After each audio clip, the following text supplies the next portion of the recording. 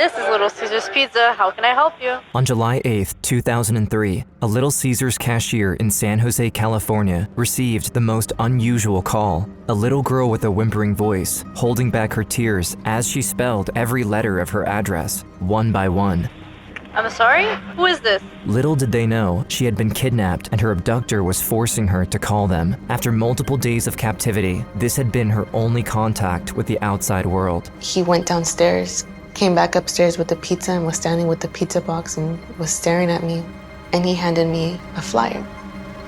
And on the flyer was a picture of me and it said missing. Turned to me, he was like, I have to get rid of you tonight. Kidnapped, assaulted, and held in bounds, 9-year-old Jeannette Tamayo was long gone when the police finally arrived at the scene. A young girl was abducted from her home after school. The police later got their hands on some footage from a nearby security camera, but it was quickly deemed useless due to the low quality of the recording. Police have no leads in the disappearance of 9-year-old Jeannette Tamayo. After days without any development in her case and no statewide Amber Alert issued, Jeannette knew she had to take matters into her own hands. My fear turned into courage. And I told myself, I'm a fighter. I'm gonna make it.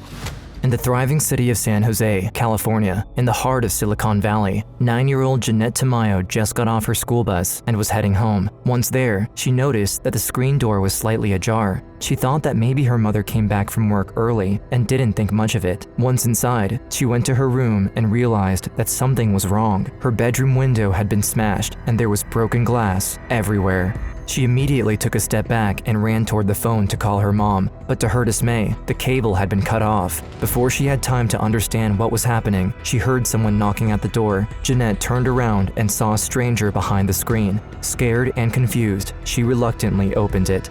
And when he was asking me questions, he was kind of peeking inside, trying to see who was in there. And that started making me feel really uncomfortable, and I started slowly closing the sliding door. I got scared because I felt a really bad vibe from him.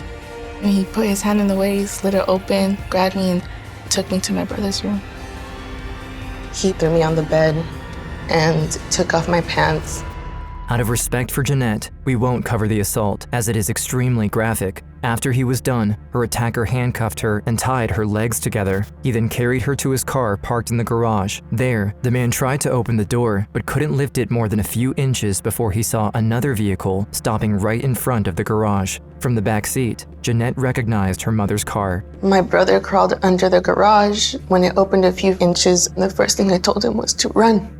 But her attacker was already at it. He got out of the car and started walking toward him. At only 15, Paul knew he wouldn't stand a chance, but he chose to fight him anyway. He grabbed a screwdriver from the counter and ran at him. The man then immediately disarmed him and started punching him in the face, over and over. Restrained by the handcuffs and the rope around her leg, Jeannette couldn't do anything except watch in horror as the man dragged her brother inside the house. As soon as they entered, they came face to face with Rosalia, Jeannette's mother. She attempted to fight the man and successfully separated him from her son. Then, Paul rushed toward the kitchen cabinet and pulled out a frying pan from it. He tried to help his mom, but once again, the man disarmed him before he could do anything and turned the improvised weapon against Rosalia, striking her repeatedly until she fell to the ground. I remember hearing my mom screaming, and it went quiet.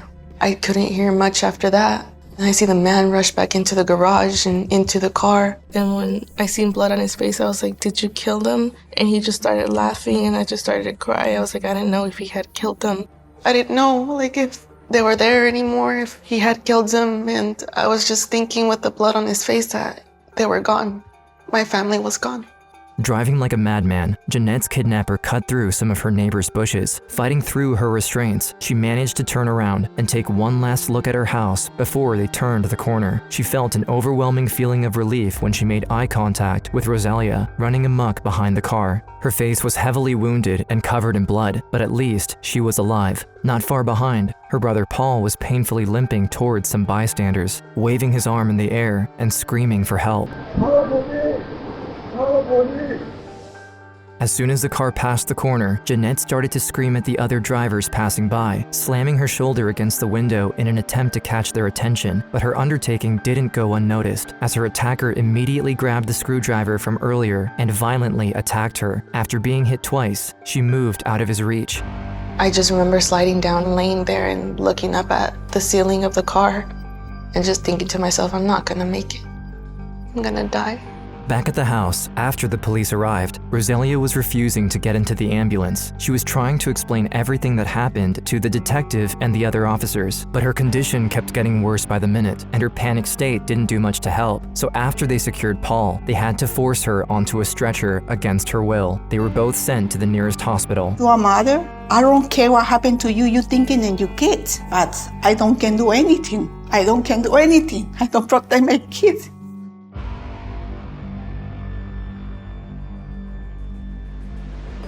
With their only witnesses gone, the police had barely any information to work with. From the get-go, they knew that Jeannette had been kidnapped and that someone broke into the house, cut the phone cords, and attacked them before leaving with her. But other than that, all they had was the crime scene.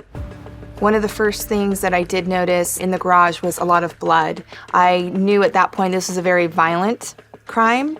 You start thinking, are we going to bring her home alive?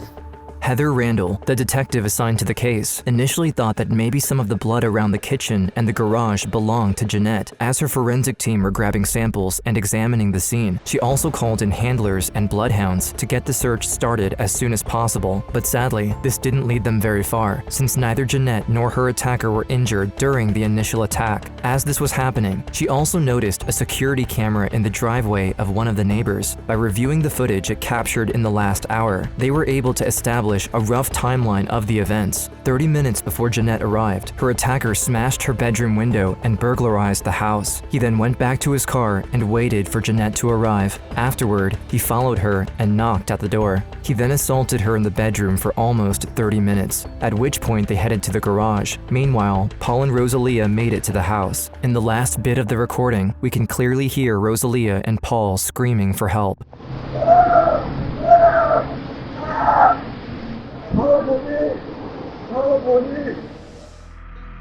But Randall was mainly interested in one particular moment. Here, when the attacker's car was right in front of the camera. In California, it is mandatory to have either a name, a license plate number, or a phone number tied to the perpetrator to issue a statewide Amber Alert.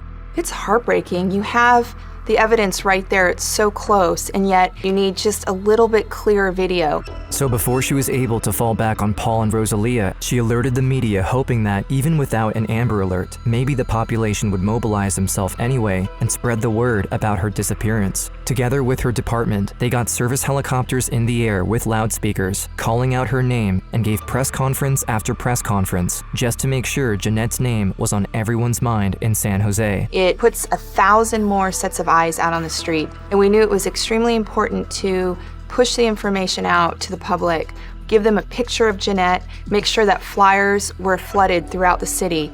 Along the way, Jeannette kept mental notes of every turn they made, hoping she would be able to find her way home if she ever escaped. After a short ride, the car suddenly stopped. The man drove into the garage of a large white house. He opened the door, picked her up, and carried her inside. There, he went up the stairs to the second floor and opened a locked door. Behind it was a very small room with a TV, a little window, a bed, and a bathroom. He threw her on the ground and approached her with a menacing look.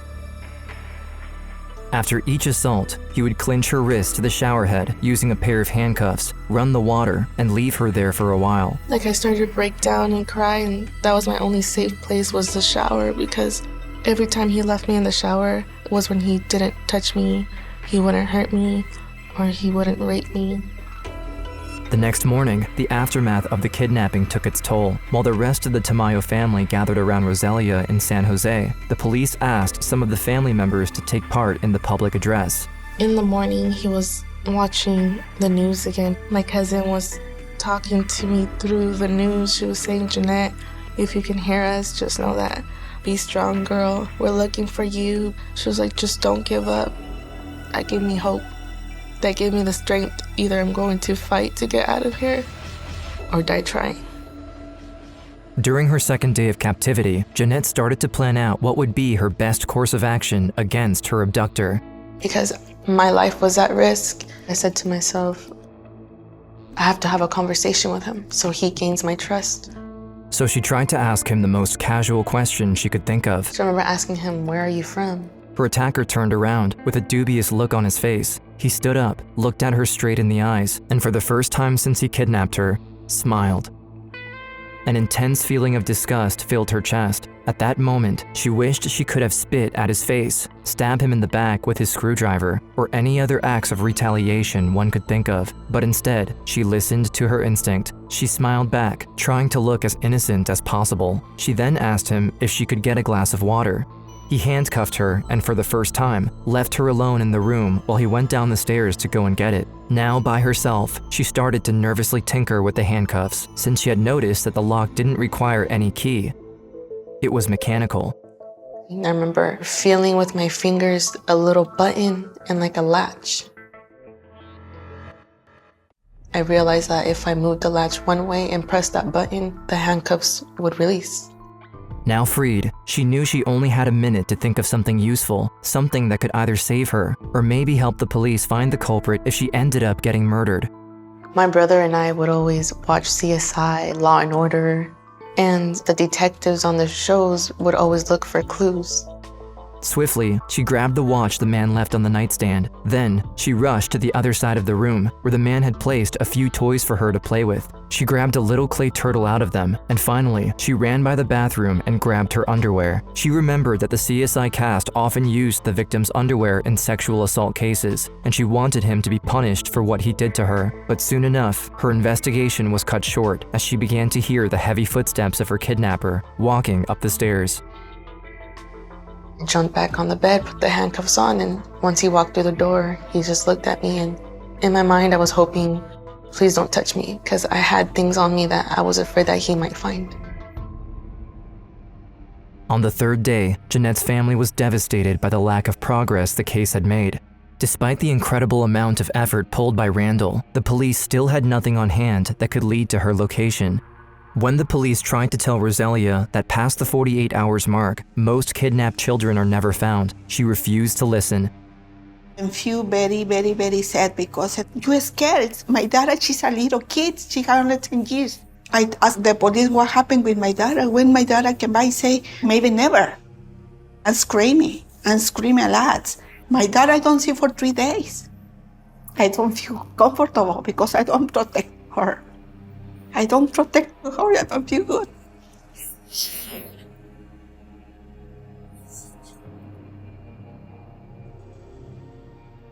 It is at this point that Jeannette became completely numbed to her kidnapper's assault. Her only impulse was to stay strong and stick to her strategy. She needed to continue to manipulate him. This was her only chance at survival. My befriending was working. He asked me, "Are you hungry?" And I looked at him and I said, "Yeah." He gave me his cell phone. He had a cell phone with him, and he made me call for pizza. He gave me the phone number of the cell phone that he had, and I gave it to the man. The man on the other side of the phone said, "Can I get your address?" He told me the address. And just like she did with the movement of the car 2 days ago, she memorized all of it. If she ever got away, she wanted to be sure she would be able to take him down afterward. Eventually, someone rang the doorbell, and her kidnapper left the room for a minute. When he came back, he had a smile on his face. He put the pizza on the floor, and on top of the box, there was a missing person flyer with her face on it. He then told her that he would get rid of her tonight, before leaving the room. Once he closed the door behind him, she threw away the pizza and started to grab all the evidence she could. She then stuffed all of it inside the pizza box and hid it under the bed. When he came back, he grabbed a pillow and started smothering her with it. Gasping for air, she tried to push her face against the side, but the man was too strong. As the lack of oxygen started to take its toll, she felt an immense rush of adrenaline running through her body, and in one final push, successfully slid her face to the side, enough so that she was able to take one last breath. As soon as 5 seconds later, after I got some air, he pulled the pillow off and he asked me, "Do you want to take a shower?" When she came out of the shower, she quickly dressed up and made sure the pieces of evidence she gathered earlier were still in her pockets. She then heard someone knocking loudly at the door downstairs. She wanted to scream, but her kidnapper immediately jumped on her and put his hands over her mouth. Afraid that he would try to kill her again, she calmed down and waited for the person at the door to leave. We were sitting in the room for a while, and afterwards, when he heard that it was all quiet, that's when he took me downstairs into the garage. It was all dark. He then forced her into his car, put her back in handcuffs, and started driving. The ride was long, and Jeannette couldn't stop crying and screaming. Midway through it, she took a second to calm herself down in an attempt to make some sense of what had happened to her so far. I remember just crying to myself and just saying, I did the best I could. I was just preparing myself for my own death. But even then, she hadn't fully given up yet. Along the way, she once again did her best to remember every turn they took, but they rode for over 30 minutes, making it far more difficult than the first time. After a while, the car approached the neon-lit parking lot of a liquor store, not far from the highway. The car had stopped, and as soon as he stopped the car, he grabbed me by my hair. When I looked around, I was like, where are we? And he was like, I'm letting you go. And when he grabbed me by the back of my head, by my hair, he pulled me towards him. He was like, if you ever tell anybody what I did or who I am or anything about me, I will come back for you and I will kill your family and I will kill you too. As her kidnapper left, she ran toward the liquor store. She couldn't believe she succeeded. She somehow gained his trust. These thoughts and emotions flooded her mind, and before she knew it, she was face to face with the cashier. I was just all kinds of emotions in one, and I remember the gentleman that was behind the counter looking at me and asking me, are you okay? And then he said, you're the little girl from TV. The man behind the counter didn't hesitate. He handed her the phone, and when he realized she was distraught, picked it back up and called 911 himself. She said, let me use the phone. I said, okay, here's the phone. When she started dialing the phone, she was panicking, scared. She didn't know how to dial the number. Once the San Jose police got word that Jeannette had been located in East Palo Alto, they immediately reached her. Detective Randall was overjoyed to finally see the little girl with her own eyes. But in the back of her mind, she knew they needed to act quickly if they ever wanted to get their hands on the culprit. I walked up to her and I said, hello, Jeannette. My name's Heather, and I'm here to help you. And before I really said anything else, she let me know that she had some evidence in her pocket. She proceeded to pull the toys, her underwear, the kidnapper's watch, and other items out of her pockets. Shocked to see how clever the little girl was, Randall asked her if she had anything else that could help them catch him. Jeannette asked for a sheet of paper and drew the house, bits of the address, his exact phone number, and every other piece of information she could remember from her time with the kidnapper. Noticing how knowledgeable she was, Randall asked her a decisive question. I asked her, do you think you can find his house? She said, I think I can.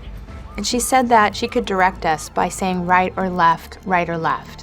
While the police were heading back to San Jose to look for the man's house, another officer started to call every pizza place in the area to see if they could match the phone number to a complete address. But before they knew it, they were already closing in on the place as Jeannette shuddered with excitement in the back of the patrol car. I felt brave. I think that's why I stood up in the back of the car and started yelling and saying, that's it. A few minutes later, Randall received a confirmation from the pizza place that this was, in fact, the right address, so she ordered a tactical team and a K-9 squad to raid the home. Our SWAT team then put a plan in place to go and take him into custody. They had a layout of the home from Jeannette, and they went in and were able to determine that he was hiding up in the attic. The suspect, David Montiel Cruz, attempted to evade arrest and threatened the officers inside the house, so they unleashed the dogs at him. He suffered multiple injuries on his arms and was escorted outside of the house. Inside, Heather also found the evidence-filled pizza box under the bed. Police say they know little about the background of the suspect. He was arrested at this house early yesterday morning. The district attorney's office filed 9 felony charges against Alvarez, including sexual assault, burglary, forcible lewd acts, rape, battery, and a special circumstance. After the arrest, Rosalia was called, but emergency services needed to get Jeannette into the ER as soon as possible. After all, she'd been stabbed, and the wounds had yet to be treated, so Rosalia and Paul followed them and finally got reunited with her once she was stabilized. I remember them taking me to the hospital, running tests on me. I remember opening the door and seeing my mom. And her face was so bad. Like, she didn't even look like my mom. I think she touched my mom's face. She said, you're hurt. You know, she was so brave. She didn't care about herself. She was worried about us. You're everything to me, you and Paul were. Yeah. Very happy because I met my dad. For example, it's when she born, second time for me. The following years have not passed easily for Jeannette. For a time, she dealt with her personal pain on her own. She would never leave the house, stuck in the clutches of a paralyzing fear of men and the outside world. But when she was 15 years old, after 6 years of therapy, something clicked. She finally decided to face her fear and do something about it. 12 years later, TV producers reunited her with Heather Randall, the detective who, with a little help from one clever 9-year-old, put an end to the rampage of David Montiel Cruz and put him behind bars for life.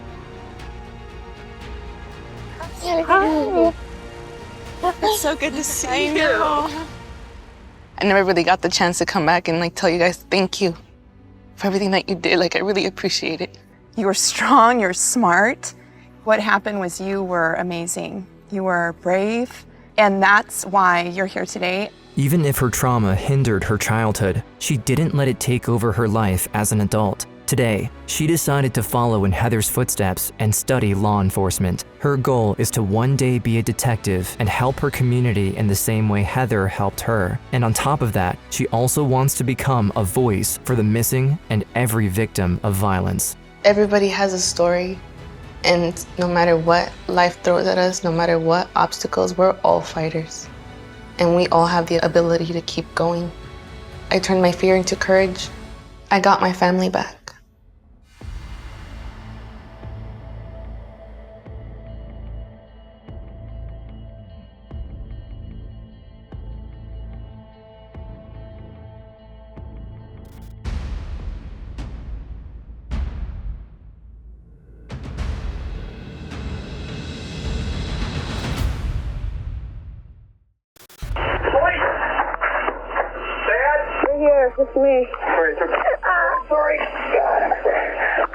On July 14, 1995, 13-year-old Thaddeus Phillips moved into the city of Baraboo, Wisconsin.